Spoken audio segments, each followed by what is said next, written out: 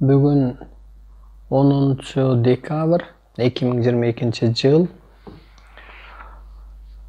Мен ошо көрүнө бейиштин, көрүнө тозоктун, көрүнө Кудайдын, көрүнө периштенин, көрүнө кул замандын, көрүнө эсептин, Кудай менен адамзаттын эсебинин башталганын, көрүнө ошол адамзаттын ойлоп чыккан мыйзамынын бүткөндүгү жөнүндө айтып койгум келип атат. Бирөөнүн сөзүнөн, бирөөнүн мүнөзүнөн, бирөөнүн түшүнөн сабак ал. Мен түш да көрөм, көрүнүш да көрөм, оюма да келет, кулагыма да угулат. Ошо мен жакында көрдүм, 3-4 ай болуп калды окшойт. Бишкекте эки автовокзал бар. Восточный, Западный. Же эски вокзал, жаңы вокзал деген. Ошо эски вокзалда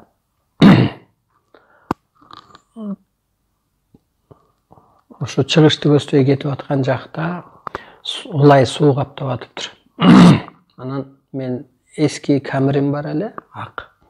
Ошо менен кирипсем, мындай машина ичине суу кирип, улай суу кирип баштаган эле бурулуп, кайра нары Жибек жолун көздөй, Карпенканы көздөй, күн батышты көздөй чыкты. Анан бир азда карасам эле баягы аябай машиналар суу каптап атыптыр эле. Анан эле суу жок, улай суу. Аз убакытта анан карасам, ойлоп атам, биякта сай бар экен, ошо сай менен бул улай суу бат эле кеткен турбайбы деп. Анан кайра ошо чыгышты көздөй жол жүрсөм эле, мындай бир көтөрүлө беришти эле, апапак жакшынакай кар, апапак жана айылдагыдай үйлөр, мындай табигый үйлөр. Анан муну менен эмне айткым келет? Эски психологияда, эски менталитетте, эски идеологияда могу аял эркек жашоосунда жашагандарга аябай оор күн келди деп айтсам болот. Бул менин законум, бул ааламдын закону. Эски деген сөз азыр жаңы доор башталды. Азыр жаңы цивилизация башталды. Азыр ааламдын талабы, Кудайдын талабы жаңыча. Азыр мен Кудаймын деп чыктым. Менден илим алган кыздар, эжелер периштемин деп чыкты. Илим алган, өскөн байкелер, инелер арбайбыз деп чыкты. Анан ошого ошо кыргыз жердегисиндегилер, кыргызчылыкта жүргөндөр, динде жүргөндөр, деги эле адамдар, теңирчибиз дегендер баштап күлдү да. Мунун күлкүсү эч кандай кеби жок. Мезгили келгенде уялып каласыңар. Мындай өз айбириңерден өзүңөр уяласыңар. Өзүңөрдүн күлгөнүңөргө, аң сезимиңердин пастыгына уяласыңар. Мындай деп түшүнсөңүздөр болот. Эски менен жаңынын айырмасын. Эски цивилизация жана жаңы цивилизация деп түшүнгүлө. Ал мындай. Мисалга, бул периштебиз, инопланетанбыз, арбайбыз деген илим алып өскөн адамдардын айтып, ошол сыпатта жүрүп, ошондой менталитетте, ошондой идеологияда, ошондой миссияда жашап атканы бул мындай. Адам өлгөндө жан асманга барат. Асманга эгер өтсө, жерде кызматы болсо, өсөк өскөн болсо, арбайга айланат, арбакка айланат, андан ары үчүнчү дүйнө, жаннат дүйнө жана бейиш дүйнө деген. Андан ары мына жер жашоосу өзү тозок болсо, жерде кызмат кылган болсо арбак дүйнөгө айланат, жерде кызмат кыла албаса кайра жаралып келет адам болуп, дагы тозок отуна күйөт, кызмат кылат. Жок, дагы өтө албаса итке, битке, бадалга, бакка айланат. Жок, арбакка айланса жаннат дүйнө, соңку дүйнө дегендей ошону арбай, арбактап коет. Ошол жака барганда дагы адамдын жаны кызматта болот. Ал эмне кызмат кылат дегенде, мына аба, воздух. Абада болуп алып, жан Кудай жумшаган кызмат менен барып вирус болот, куюм болот, булут болот. Арбак болуу адамды кийет жан болуп. Түштөн көрүнүштөн улуулукка чакырат. Эски туура эмес жолдо болсо Кудай берген бактан, дөөлөттөн, ырыскыдан кармайт. Атага эле окшош мындай. Тирүү ата деле ошондой тартипти кылат да. Баладан өстүрүүгө, мындай көрүнө. Талап кылганга, керек болсо тил дегенге, керек болсо соттогонго укугу бар да эле, алар ошол андан да бийик болот, дагы укугу чоң болот. Ошол сыяктуу бул илим алгандар, өскөндөр ошондойго айланып кетти тирүү бойдон. Анан ошон үчүн периштебиз, арбайбыз деп, ошол деңгээлде жашап, арбайдын периштенин ролун аткарып, адамзатты соттоп атат. Анан сиздер ошолорго күлүп атасыздар. Мындай ата тег арбаңга сен күлөсүңбү? Күлбөйсүң да. Ошол сыяктуу эле азыр адамдын гени жетилгендиктен 21-кылымга чейин адам тирүү бойдон арбай периштеге айлан болуп атат. Бул жаңы цивилизация. Эгер айлана албасаң, анда ошо эски автовокзалдагыдай кырсык буйрулат. Бала бакыраңан, ишиңен, малыңан, пулуңан, бийлигиңен, байлыгыңан, пикир келишпестиктен мал пулуңан жарым жандуу болуп каласың. Мына анатомия аял эркек ролун аткарган болсо, азыр арбай периштенин ролун аткарбаса, күйүп кетет. Ошону эски жашооңордо, мына адамзаттын баары азыр эски жашоодо жашап атат. Ошон үчүн ал эски автовокзал деген ошонун эле тегерегинде эмес, дүйнөдө эски түшүнүктөгүнүн баары кырсык басат. Көрдүңүзбү, бизден илим алгандар ошо арбай периштеликке өтүп, бийликке чын сөздү айтып, чыныгы ошо ааламдык билдирүүнү жеткирип, чындай ошо сыпатта жүрүп атат. Ошондуктан эмер сен ошо аялмын, эркекмин, же байлык, бийлик, жер түйшүгү менен жүрө берсең, ошо эски автовокзалды суу каптап атыптыр, ылай суу дегендей. Ылай суу өзү оорчулук. Бул кыямат күн болуп чечилет. Таза суу эгер көрүнүшпү же түшкө көрүнүп же төлгө белги мындай таза суу чыкса деле, бул илим болуп чечилет. Знание, информация кармайт суу дегендей. Ошондуктан аябай оор күн келди деп айтсам болот. Жаңы жылдан деле жакшылык күтпөй эле койгула, сыйынганыңардан деле, бийлигиңерден деле, байлыгыңардан деле, бала бакыраңардан деле, кыскасы башка жаңы доордун жаңы тартиби бар. Мисалга, адам өлгөндө арбакка деле башка тартип болуп атпайбы? Бала жок, дин жок, жерде жүргөн сыйыны жок, аял эркек жашоо жок, кредит жок, бир тууган жок. Ал башкага чыкты дагы кайра ата энедей баягы сот дегендей, сот керек болсо бир тууганы, райондун соту болсо бир тууганы кылмыш кылса деле ал соттош керек да. Ошо сыяктуу көрдүңүзбү асманга чыкканда баласын соттогондой, жана кыргыз сенин тиригиңен өлүгүң жакшы, өлүп тиригиңди гана көрөйүн. Сен өлүп калсаң биз унутуп калат элек, тирүү жүрүп бизге зыян алып келип атасың деп каргагандай, соттогондой эле ошондой кызматка өтөт. Жаңы доордо ошондой кызматка өтүү улуулук, улуу кыргыз деген ошол кызматыңарды аткарбасаңар, ошо эски автовокзал болот. Анан мен бурулуп кеттим эле, андан кийин анан ошо жакында көрдүм, Табыш деген кайнагам бар. Кайнатамдын инилери. Эми кайын деген кайыппир да. Кайыптан бурулган жанагы нике кайып, өлүм кайып дегендей. Анан ошол кайнагамдын могу Жибек жолу көчөсүндө бир кафеде бир мероприятиясы болуп атыптыр.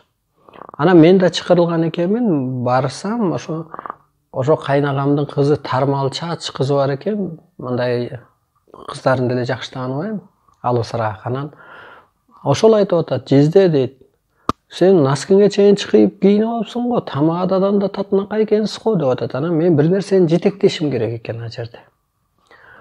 Анан мен өзүмө карасам, көк костюмшум кийип алып, мындай өзүмө жагып, Анан бул комнатка кирем, бош. Тиги комнатка кирем, залдар көп экен да. Анан эми кирейин десем, биякта элдердин мындай добушу чыгып атат, үндөрү чыгып атат. Анан эми кирейин деп мындай өзүмчө отуруп тамак жеп калат экенмин. Эттерди терип жеп атсам эле, анан табыштым. Ошо кайнагабыздын бир баласы келип, ой, тезде кириңиз, сизди күтүп кал дейт. Анан 12ден башталмак экен, 10 мүнөт өтүптүр. Ал эмне деген сөз? Табыш деген сөз мына Кудайым деп чыкпасаң сени кайдан табат деди го. Ошо табышты дейт го, эки жар табышты, эки адам табышты, эки түгөй табышты дегендей көрсө ааламдык энергия менен Жан Кудайдын, Арстан Алайдын энергиясы төп келип көккө шумшум деген көккө айланып эми кызматын аткарып баштады дегендей, эми мен Кудайга айлангам, мен жерде адам катары болгон менен Кудай энергия келип кийген, эми мен жаңы доор талабын талап кылып жердеги адамзатты жалган дүйнөнү жоюм, соттойм, улуулукка үндөйм. Бул менин милдетим, бул менин кызматым.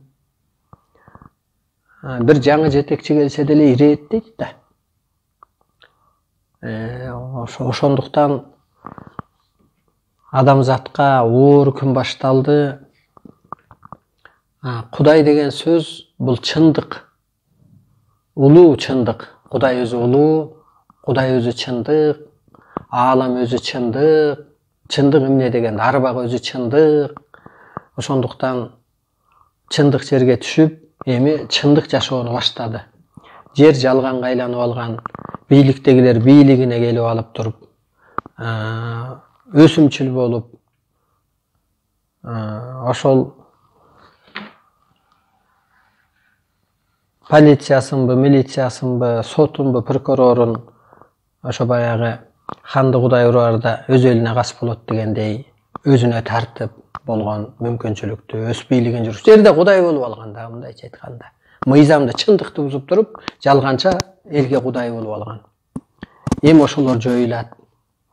Адамзат ааламдан, арбайдан алыс кетип, неге кыргызчылыкта арбайды сыйлаган үчүн жетимди башын сылаган? Эмнеге арбайды сыйлаган үчүн жесирди калтырган эмес? Эмнеге арбайдын, арбакты сыйласаң боло, атасынын жакшылыгын көрдүң эле.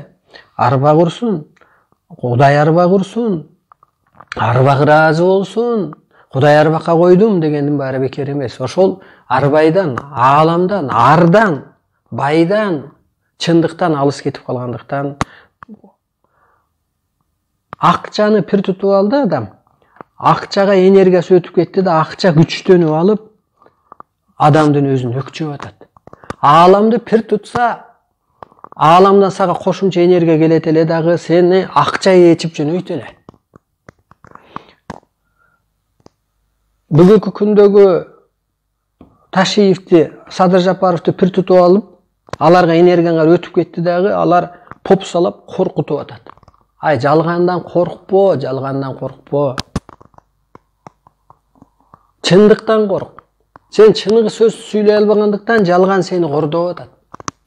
Кордой берет. Чындык менен турсаң, жалган жашоо өзү жоюлуп, бир тынчтык, чындык болмок. Ошондуктан мынабу ааламдан берилгендей улуу чындык орномой, жерде эч качан тынчтык болбойт.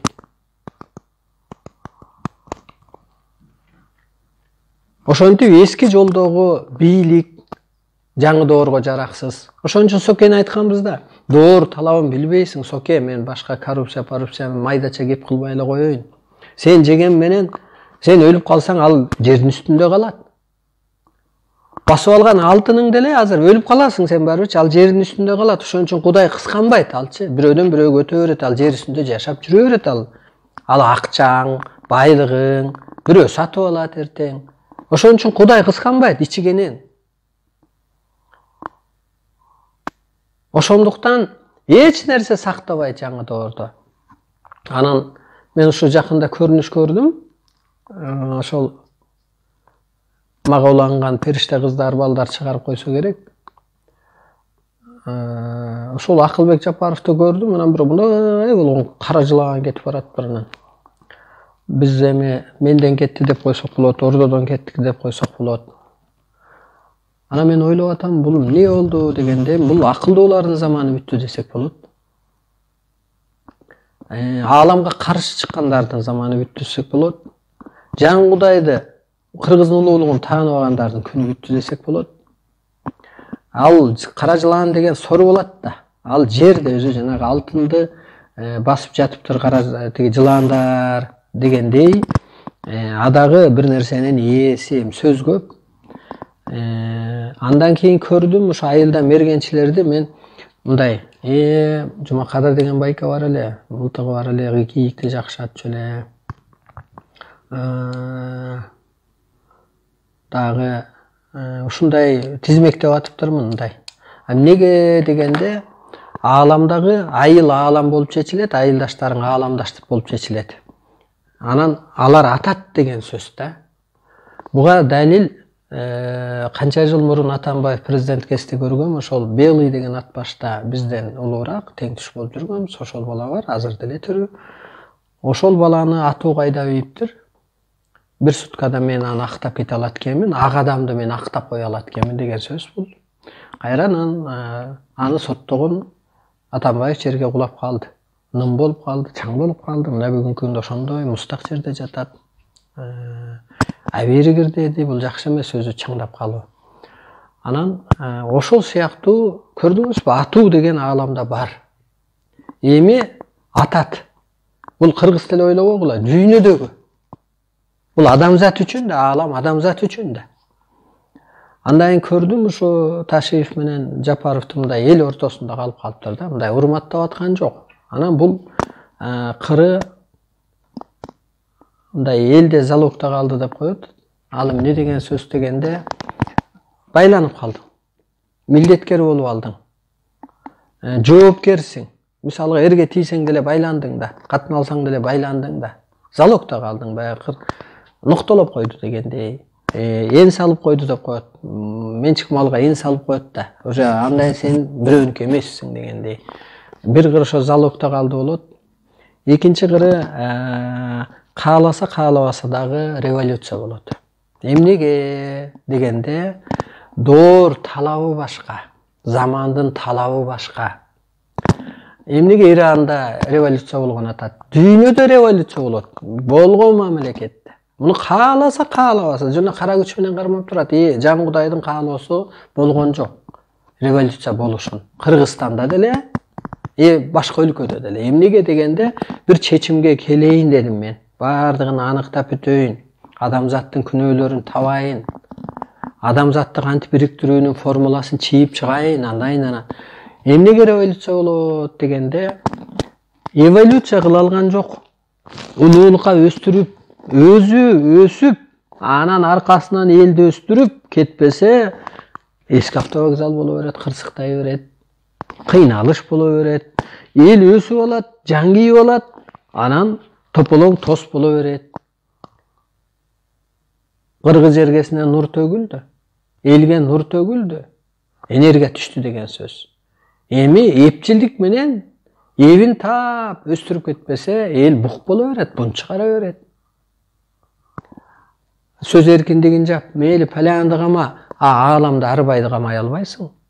Ал керемет күчтүү сыйкырды жой албайсың. Ошондуктан жердеги СМБ күчтүү эмес, жердеги милиция күчтүү эмес, сот күчтүү эмес. Ошо мен айткан аткычтар күчтүү. Жерден кутулуп кетерсиң, амалданып, качып, Америкага барып, же Европага чыгып, терип коет асмандагы күчтөр, ал буйтатпайт. Ошон үчүн ааламдан коркуп жаша сен. Ататек арбай, ошо улуу күчтөрдөн, жөлөмө күчтөрдөн коркуп жашасаң, сен нарушение кылбайсың. Адамды кордобойсуң, аалам мыйзамынан чыкпайсың. Көрдүңүзбү жер кандай бузулуп кеткен? Көрдө көрүп атасыздар. Курултайга өзү президент отчет бериш керек эле. Чыкылдаты 2 жылда эмнеге кемпир абатты саттым деп тур, мисалга эл кайнап аткан темадан. деп мындай бизге мындай болгон деп мисалы актанып чыгыш керек. Ал эл өкүлдөрүнүн астында мисалга эмнеге муну кылдым, кумтөрдү мындай алдык деп мисалга да ал отчет, анан ошол сындан өтсө анан президент калыш керек же кетиш керек болчу. А бул жерде тетирсинче мындай бир жыйын болду, анан кагаз таштады. Анан эми мындай жалганчылык өзү жакшы болбойт. Курултай дегендин мааниси такыр башка. Ошон үчүн айтканбыз да биз курултай кылабыз, анан парламентти жоёбуз дегенде жок. Парламент болсо күнүгө талдап атат. Ал күнүгө ошол кемпир абатты өткөрбөйбүзбү деп аны мындай аны жөн эле бир эки адам чечип койбой, аны ошол жердегилер мойнуна алмак, чечмек же парламент жоюлгандан кийин ал президент курултайга отчет берет дегенде, ал сатып ийгенден кийин отчет бергенде эмне кереги бар? Мисалга да. Ошондуктан мындай жалган нерсе өзү бүтүп калды. Ошо улуу чындык Кудай жерге түштү дегендей, чындык жерге түштү. Улуу күчтөр жерге түштү. Эми улуу күчтөрдүн бу туура келбеген же ошо чындыкка туура келбеген жер жашоосу жоюлат. Ошон үчүн караларды ичпегиле, кошомат кылбагыла, жазаланасыңар, бала чакаң бар сенин, ата теги арбагың бар, мындай эсиңен чыгарба, сенин жаның бар, таның бар. Коргоочу, колдоочу, сактоочу, алуучу, берүүчү бул аалам. Кудай жалгыз эмес. Кудай бирөө болгон менен анын астында көп күч бар. Мына жети катар ааламдай пирамидадагыдай кетет. Анан ошонун баары мисалга айыл башчы бирөө, же болбосо айылдын аксакалы бии бирөө болгон менен канча үй бүлө бар, канча үй бүлөгө өз эне атасы жооп берген да. 1000 башы, 100 башы, 10 башы дегендей. Ошол сыяктуу эле ааламдык система да ошондой. Жердик система деле ошого окшош курулган. Мына бир башчы болгон менен андан бер жакта кайра премьер-министр, анан губернатор, анан аким, анан айыл өкмөтү. Барганда эле азыр жогорку сотко арыз жазбайт, районго кайрылып атат. Заявление жазсаң РОВДга кайрылып атасың, сен МВДга жазган жоксуң да. Анан а жерден мынтип кеткендегидей aalам да ошондой. Райондун ошол өкүлчүлүгү сени тейлеп атпайбы, райондук соттоп же актап атпайбы? Ошол сыяктуу көрдүңүзбү? Тияктагы аалам башка эле, анан жердеги ата теги арба. Ошон үчүн арбайды да эсиңен чыгарба, жөнөмөгүчтү да эсиңен чыгарба, периштени да эсиңен чыгарба деген ушул. Анан аларга туура келбеген иш өзү туура болбой атат жаңы доордо. Мына жанагы периште арбайбыз деген илим алгандар өлбөй туруп арбай периштелик түшүнүккө өтүп алган, илим ишеним аркылуу. Сыйкыр иш деп атат, алар сыйынган жок. Алар ошо коркубай, чочубай эле ушул болгон нерсени жеткирип атат, сүйлөп атат. Көрдүңүзбү? Өлбөй алар айланып алыптыр. Адамзат да азыр ошондой периштелик арбайлык сыпатка, адамдык сыпаттан да бийик арбайлык периштеликке тирүү бойдон өтпөсөң, эски автовокзалдагыдай оор күн каптап кетет. Бала чакаңа кырсык башталат. Бул 100% башталды. Ушул ноябрдын аягы менен касиет күнү бүттү дагы. Мен мына Кудай катары мен мага сын койбой эле койгула, айланайын теңирчи же да бир мусулман же бир интеллигент сын койбой эле кой. Мен көргөн көрүнүштү көрө албайсың сен. Мен көрдүм, Теңир ата мурун жүзүн көрсөтпөй эле айта берчү эле. Кийин жүзүн көрсөттү. Анан мен ошондо ойлондум, менин эми чыныгы жүзүм ачылыптыр. Эми менин айтканым орундалат, сүйлөгөнүм орунду. Канча жылдан бери эле айтканым орундалып келди го. Бул бир болбойт, революция болот, сокен сезону бүтөт дегенде ал маалымат эмес, мен өз оюман ойлондум. Бул выбор кылып, эртең бийлигин күчөтүп алса, анда эски доор не болот? Деп туруп анан выбор болбош керек, революция болуш керек, бул кетиш керек деп эле жөн эле мындай чечимим. Ошондуктан кара куш мээ Кудай ролун аткарат, күнбаш адам башкарат, кыргыз дүйнөнү башкарат деп аткан ошо. Анда Кудай башкарат деп отура бербейт белең, Алла башкарат деп көрдүңүзбү? Кыргыз дүйнөнү башкарат деген ошол. Кыргыз улуу деген ошол, бир адамга биригет деген ошол. Ошондуктан келип сүйлөшчү. Мени может 10 жылдан бери көрө элексиң же өмүрүңдө көрө элексиң. Адам бир ойлонсоң бир түндө өзгөрүп кетиши мүмкүн. Бир түндө түш көрүп, оюн талдап, бир түндө. Мен канча нерсени көрдүм. Теңир атам мага эмнеге жүзүн көрсөттү? Ушинтип денем эрип кирип кетти. Эмнеге дегенде, сен теңи болсоң сага көрүнөт. Үйлөнөрдө айтат го, ал сенин теңиң эмес. Тең туш дейт го, бирөөлөр менен мындай. Подружки дегендей. Көрдүңүзбү, тең болбосоң, сен тең ата болбоганы менен деп коет. Ошондуктан мен жакшы эле эскерттим, ошо кутулуп калса экен деп, өсүп калса экен деп. Мындан ары бул Жан Кудайдын буйругу жок, эч нерсе болбойт. Калган жөн эле убара. Айтып кетейин дегеним, ушу эски жол ушундай башталды. Эски жолдо эми оор күн болот. Мени эми бир нерсе кыла алабы? Ошо периштелерди бир нерсе кыла алабы? Бийлик же дүйнөдө бир адамдар жок, эч нерсе кыла албайт. Анткени мындай деп түшүнүңүздөр. Өтүп кеткен арбайга сен эч нерсе кыла албайсың да. Өсүп кеткен, өйдөлөп кеткен. Ошондой керемет киет бул танды. Ошондуктан анын сөзү, көзү, ою закон болуп атат. Ошон үчүн анын телосы бир особыйраак болуп атат. Баягы батасы дагы, назары дагы. Сен эски түшүнүктө жүрсөң, сени эмоцияда жүрсөң, сени периштеде кийбейт. Жана таза эмес, мисалга үйдү таза карма, периште отурбай калат. Идиштерди жууп кой, дейт го, периште качат дегендей. Шыпырындыны тыштаба дегендей. Анысы кандай, сен шыпырынды болуп жүрсөң, кир болуп жүрсөң, сенден периште эмес, өзүңө берилген бир касиет качат.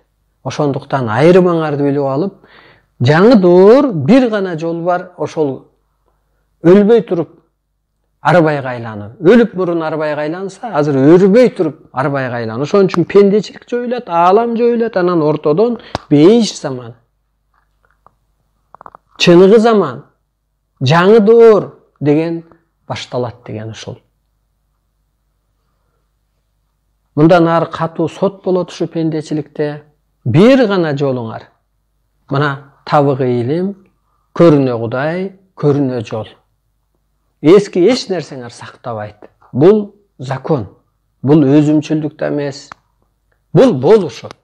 Аалам жерге түштү дегендей түшүнгүлө. Эми ааламды күчкө, ааламдык мыйзамдарга, арбайларга, периштелерге туура келбегендердин баары жоюлат, жок болот деп. Анан ушу эки жүздүүлөр жөнүндө мындай жер бар өзү. Эки жүздүүлүк Кудайдын каарына калгандык, мына кошоматчы жана адамдарды айтайын. Эки жүздүү инсан Кудайдын каарына калат. Эки дүйнөдө эч жакшылык көрбөйт. Бул дүйнөдө дагы дейт, о дүйнөдө да жакшылык көрбөйт. Ырыскы ыймандан кол жууйт, жылдыз өчөт, өңү бузулат, абийири ачылат, эл жактырбайт. Акыры жер менен жер болуп жоюлат. Ошондуктан эки жүздүү үйлөнбөгүлө. Чындык, чынык адам болчу. Өлүп кетсең деле жаның аспанга барат. Ушу бир бийлиги жок калыш. Бийлик түбөлүктүү эмес. Бийлик сени азгырып коюу. Бийликте чындык иштеш керек. Берген байлыкта чындык иштеш керек. Ооста чындык иштеш керек. Көзда чындык иштеш керек. Ошон үчүн берилген. Бул баарыңарга тиешелүү.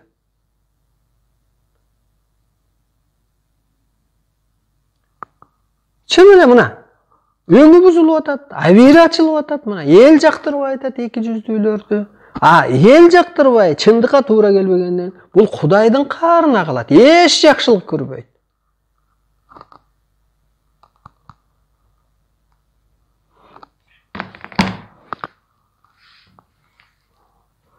Эми оор күн болсо, оор күн келди. Кыргызга, Адамзатка, деги эле эки буттууларга. Бирок башка багыт жок. Себеби доор алмашты дейли. Доорго жараша жашаш керек. Өткөл, ылгоо деген ошол. Өткөл деген арка өскө өтүп кеткен дейли. Ошо пендечиликтен, эски түшүнүктөн өтүп кетпесең, жакшы күн болбой калды. Анткени аалам күчтөр жерге түштү деп түшүнгүлө.